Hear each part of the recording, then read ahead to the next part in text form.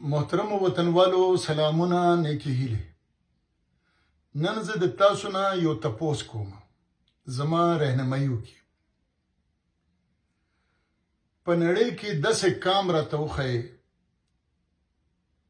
چې هغه په انرژي کې خودکفیله وي انرژي معنا دا چې هغه بجلی لري پټرول لري ډیزل لري ګیس لري او د خپل استعمال نه هم زیات لري او هغه غریب وي هغه کام انپړی هغه کام بیروزګار وي تاسو د سوال جواب به زه انتظار وکړم زه صرف لږ مختصر دې لړکې خبره کول غواړم چې د نړۍ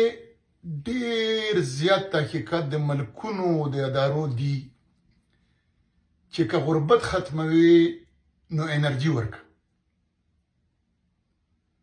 او دا خو ښکاره ده چې د کم کام انرژي وي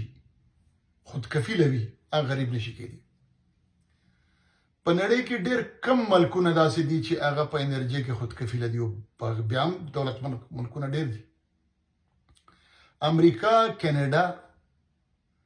مشرقي وسطا ایران او مشرقي یورپ کې روس دغه خودکفیل دي مغربي یورپ خودکفیل نه دی وطنوالو د دې به آسان اندازه داسې وکړو چې په عربو کې چې تیل نه و راوتلی په وخت کې د عرب څه صورتحال و چې کله تیل راغی نو د عربانو څه صورتحال شو یو بل مثال به د ایران درکم ایران د څومره وخت وشو چې د نړۍ سره په یو کشاله باندې دی د تجارت پابندۍ دي په کرنسي بالکل لاندې ده خو د دومره کالو کشالې باوجود د انرژي لري نو د دنه په ملک کې غربت نمونه نه دی د روس مثال واخلئ روس په یوکرین کې د اروپا او د امریکې سره ډغره وواله او روس په مغربي اروپا باندې ګیس بند کو د دې جنگ په نتیجه کې مغربي یورپ یعنی اروپا په هغه کې ګرانی راغله اقتصاد یې ولا ډېر بدل کو خراب یې کو ولا د روس لږم تاوان پکې لا نه دی شوی ولې ځکه چې دا انرژي لري چین بجلی لري خو په پټرول ډیزل او ګیس پسې منډې تړلې وي نو د نړۍ تحقیق خدا ښایي چې د کم کام انرژي شته ضرورت یې پوره دي هغه غریب نشي کېدی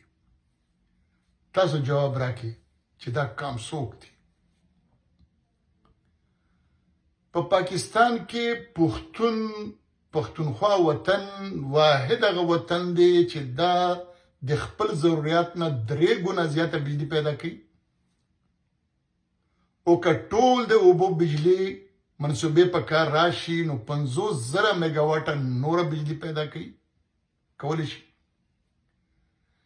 دا د خپل ضرورت 3 ګونه زیات ګیس پیدا کوي دا د پاکستان ټول پټرول او ګیس ته نیمه برخه ورکوي بیا هم پښتون د پښتنو د نیمه نه زیاته آبادي د غربت د کرښې نه لاندې وخت تیروي بیا هم دا کام په دې ملک کې د ټولو نه انپړه د ټولو نه بیروزګاره کام دی او دا په وړوکو مزدورۍ پسې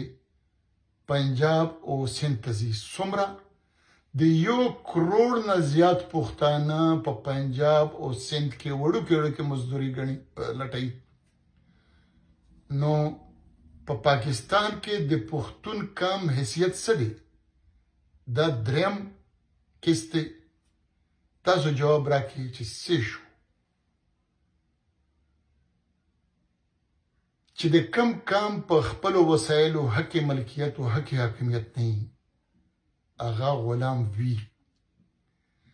د ستاسو د جواب په تمه بیاما او زه به د رحمت شاه سایل درته یو څو شعرونه ووایم وای زما وطن د سرو سپینو نه ډک